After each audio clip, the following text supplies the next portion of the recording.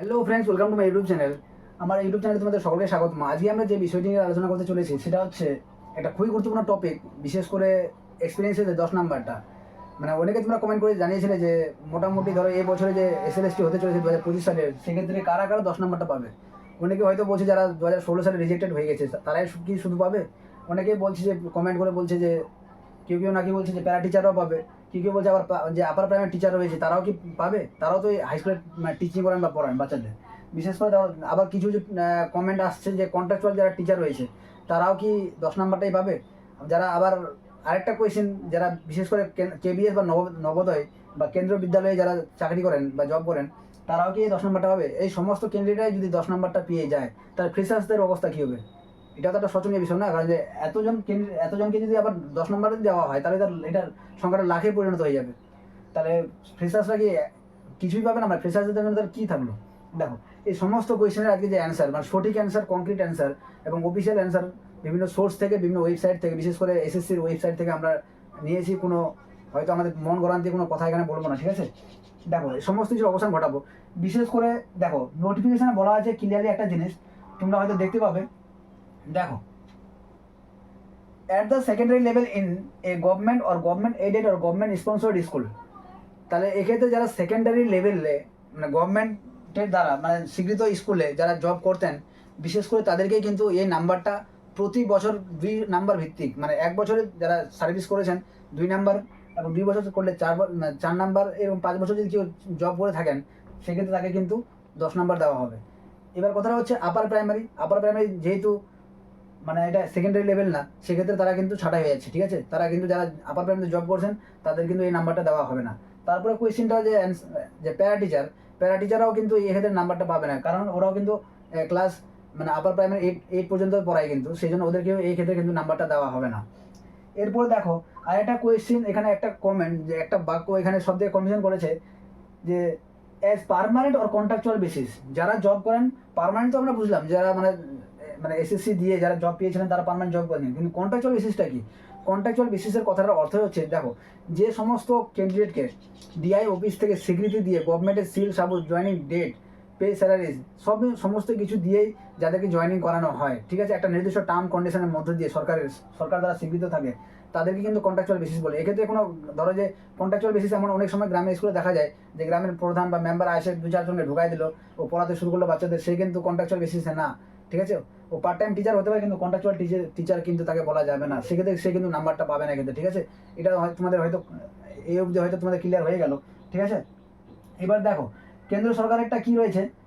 কেন্দ্র সরকারেরটা রয়েছে এটাই, দেখো তোমরা দেখতেই পাবে এখানে এই স্লাইডে দেখতে পাচ্ছ যে কেন্দ্র সরকারের যে যারা জব করেন তারা কি এক্ষেত্রে নাম্বারটা হবে। দেখো, এক্ষেত্রে আমরা একটা করেছিলাম, চ্যাট জিপিটিতে করেছিলাম সার্চ, এসএসসি কি বলছে। এসএসসি বোর্ড থেকে জানানো হয়েছে যারা যারা গভর্নমেন্ট স্টেট গভর্নমেন্টের আন্ডারে বা স্টেট গভর্নমেন্ট সরকার দ্বারা স্বীকৃত যে সমস্ত স্কুলে যারা যে সমস্ত শিক্ষক বা শিক্ষাকর্মী কাজ করতেন বা শিক্ষকতা করতেন তাদেরকে কিন্তু এক্ষেত্রে শুধু নাম্বারটা দেওয়া হবে। আর যারা the teachers who have work in central government schools, ঠিক আছে, কেবিএস বা নবোদয়, এদের ক্ষেত্রে এক্ষেত্রে কিন্তু নাম্বার দেওয়া হবে না, ঠিক আছে, কারণ যারা কিন্তু কেন্দ্রীয় বিদ্যালয়ে করছেন। যদিও ওদের আসার চান্সটা এক্ষেত্রে অনেক কম, কারণ যদি পে স্কেল অনেক হাই, তবু এটা মানে তোমাদের জানার উদ্দেশ্যে বলা আর কি। দেখো, তারপরের স্লাইডে দেখো এই যে নাম্বার ডিভিশনটা কীভাবে দেওয়া হবে। অনেকেই বলছে শুধু 1 বছর চাকরি করলে নাকি 10 নাম্বার দেওয়া হবে, মানে স্কুলে জয়েনিং করলে তাকে 10 নাম্বার দেওয়া হবে। ব্যাপারটা কিন্তু ওইরকম না। প্রতি বছরের জন্য 2 মার্কস অ্যালট করা হয়েছে। কোনো শিক্ষক যদি 4 বছর জব করে থাকেন তাকে 8 নাম্বার দেওয়া হবে, ঠিক আছে। কেউ 3 বছর করে থাকলে কিন্তু তাকে 6 নাম্বার দেওয়া হবে। এটা হচ্ছে এর ব্যাখ্যা। দেখো, এরপরে দেখো এই সমস্ত যে কন্ট্রাকচুয়াল বেসিসে এখন কোয়েশ্চেনটা হতেই পারে। দেখুন, যে 26,000 মোটামুটি বাতিল গেছে, তার মধ্যে টেন্টের কথা হয়েছে 1806 জন, তোমরা সকলেই হয়তো জানো এই পর্যন্ত। কিন্তু 1806 জন বাদ দিলে 26,000 থেকে মোটামুটি 2,000 বাদও যায়, থাকছে তো 24,000। এই বছর টোটাল সিট হচ্ছে তোমাকে 35 থেকে 36,000 মোটামুটি। তাহলে ওদিকে 24,000 প্লাস কন্ট্রাকচুয়াল কতজন টিচার রয়েছে তোমরা দেখতেই পাচ্ছ। কন্ট্রাকচুয়াল টিচারের সংখ্যাটা যে রয়েছে মোটামুটি কন্ট্রাকচুয়াল না কন্ট্রাকচুয়াল টিচারের যে সংখ্যা এই বছরে রয়েছে 27,752 জন। তার মানে এই যে 24,000 প্লাস 27,000, এই যে 52-53 হাজারের ক্যান্ডিডেট মোটামুটি কিন্তু 10 নাম্বারটা পাবে ভাই। এটা সত্যি এবং হার্ড অ্যান্ড ফাস্ট, এটা তোমরা মাথায় ঢোকায় নাও। এক্ষেত্রে কোনো রকমের কিন্তু মানে মিথ্যা আশা কাউকে দিয়ে লাভ নেই। এই টিচাররা যারা যদি ফর্ম ফিল আপ করে থাকেন অবশ্যই কিন্তু তারা নাম্বার নেয়। হয়তো রিটেনে হয়তো অনেক টিচার হয়তো এমন হয়েছে যে দীর্ঘদিন পড়াশোনা ডিটাচ থাকার কারণে হয়তো নাম্বারটা কম পেতে পারে, 10 নাম্বার দিয়ে হয়তো যদি 35 পাই রিটেনে হয়তো 35 পাবে, কিন্তু ও কিন্তু 10 নাম্বারটা কিন্তু পাবে, যেটা অ্যাকর্ডিং টু নোটিফিকেশান, ঠিক আছে। এক্ষেত্রে কিন্তু দ্বিমত হওয়ার কোনো ব্যাপার নেই। দেখো তারপরে দেখো আপার প্রাইমারিতে আমরা একটা তথ্য দেওয়ার চেষ্টা করেছিলাম, যদিও আমার আপার প্রাইমারি দরকার নেই, এই সংখ্যাটা যদি ইনক্লুড করা হতো অনেকটা কিন্তু হয়তো আরও যারা ফ্রেশার্স রয়েছে তারা হয়তো অনেকটা হেফাজতলি অনেক সাফার করতে, সেই ক্ষেত্রে এটাও ওদের বাদ দেওয়া হয়েছে। যাই হোক, তারপর দেখো এক্ষেত্রে একটা জিনিস যে কন্ট্রাকচুয়াল টিচারের মিনিংটা, যেটা তোমাদের আমরা পরিপূর্ণ মানে ব্যাখ্যা দিতে চাইছি, অ্যাকচুয়ালি মেনলি ওটাই আমাদের উদ্দেশ্য। দেখো এই officially appointed by the government or government aided or sponsored school, ঠিক আছে, works on a fixed term contract.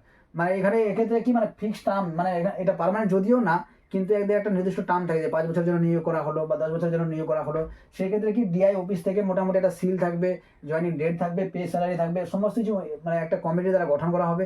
এই এই প্রসেসের মধ্যে দিয়ে কন্ট্রাকচুয়াল বেসিসে যারা জব করতেন তারা কিন্তু এই 10 নাম্বারটা কিন্তু ভাইবা কিন্তু পাবে। এবার কোয়েশ্চেনটা হলো ফ্রেশার্সদের তাহলে কী হবে? এই দুটা মানে আগের 24,000 যারা রিজেক্টেড হয়েছে প্লাস কন্ট্রাকচুয়াল, এই দুইটা সংখ্যাকে যদি আমরা যোগ করি এই সংখ্যাটা কিন্তু একটা বিশাল সংখ্যা দাঁড়াচ্ছে। এক্ষেত্রে যদি ফ্রেশার্সদের অবস্থা মোটামুটি 9-10 যদি পাওয়ার সম্ভাবনা থাকেও, ঠিক আছে, কোনো ফ্রেশার্স যদি পায়ও, কিন্তু 11-12 কিন্তু ফ্রেশারদের মানে যে চান্স পাওয়াটা সেক্ষেত্রে কিন্তু অনেকটা টাফ বা চ্যালেঞ্জিং হয়ে যাচ্ছে। কেন? সেক্ষেত্রে 4-5টা মানে তোমরা দেখতেই পাচ্ছ যে 11-12 যেন পে স্কেল যেহেতু টাকা পয়সা অনেকটা বেশি আছে বা অনেকটা পে স্কেল রয়েছে, সেক্ষেত্রে কিন্তু যে সমস্ত টিচাররা বেশি নাম্বার স্কোর করবে এবং যে সমস্ত ফ্রেশার্স ক্যান্ডিডেট মানে একটু নাম্বারটা হাই স্কোর করবে বা 56, 57, 58 মতো তুলবে, সেক্ষেত্রে কিন্তু চান্স পাওয়াটা অনেকটা মানে ইজি হয়ে যাবে। আর যারা 52, 53, 50-এর নিচে রয়েছে তাদের কিন্তু 11-12 যে জবটা এবার এই বছরের ক্ষেত্রে বিশেষ করে অনেকটা টাফ হতে চলেছে। সেক্ষেত্রে তোমাদের আমি ডিমোটিভেট করা আমার কোনো উদ্দেশ্য নেই, জাস্ট একটা ইনফরমেশন দেওয়া। তা সত্ত্বেও দেখো এখন কিছুদিনের মধ্যে আমাদের হয়তো রেজাল্ট চলে আসবে। যারা ভাবছো যে আমাদের ডাক পাওয়ার সম্ভাবনা বেশি রয়েছে বা নাম্বার আমি বেশি পেয়েছি 55 বা 50+ পেয়েছি, তারা অবশ্যই ডাক পেতে পারো। কিন্তু সরকারের উদ্দেশ্য একটা জিনিস আরেকটা আমাদের হয়তো তোমাদেরকে বলে রাখি যে সরকার এক্ষেত্রে হয়তো 45 কাটবো ইন্টেনশনালি করতে পারে, যেটা পিএসসি ক্লার্কশিপে মাইনাসে পর্যন্ত করেছিল। সেক্ষেত্রে কিন্তু হিউজ কোয়ান্টিটি অফ ক্যান্ডিডেট হয়তো ডাক পেতে পারে। সেক্ষেত্রেও কিন্তু একটা সম্ভাবনা রয়েছে, যেটা বিভিন্ন তোমরা সাইটে হয়তো বিভিন্ন নিউজ কাটিংয়ে তোমরা দেখতেই পাচ্ছ, সোশ্যাল মিডিয়াতে হয়তো একটা চলছে জিনিস যে কম নাম্বারে হয়তো এবার অনেককে ডাকলেও ডাকতে হতে পারে।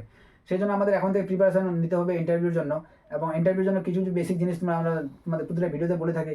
তোমরা সেই বিষয়ে তোমার ডিস্ট্রিক্ট সম্পর্কে, তোমার রাজ্য সম্পর্কে এই সমস্ত কিছু বেসিক জিনিস তোমরা সেলফ ইন্ট্রোডাকশন কেমন করে দিবে, একদম বি রেডি হয়ে যাও এবং তোমার বেস্ট দেওয়ার চেষ্টা করবে। কারণ একটা দিনের ব্যর্থতা তোমার সারা জীবনের একটা ফেলিয়ারের হয়তো রিজন হয়ে যেতে পারে। সো তোমরা যারা নতুন দেখছো এই ভিডিওটি তোমাদের একটু হলেও কাজে লাগে, তোমরা প্লিজ আমাদের চ্যানেলটি সাবস্ক্রাইব করে নিও। So thanks for watching this video, have a nice day, keep learning.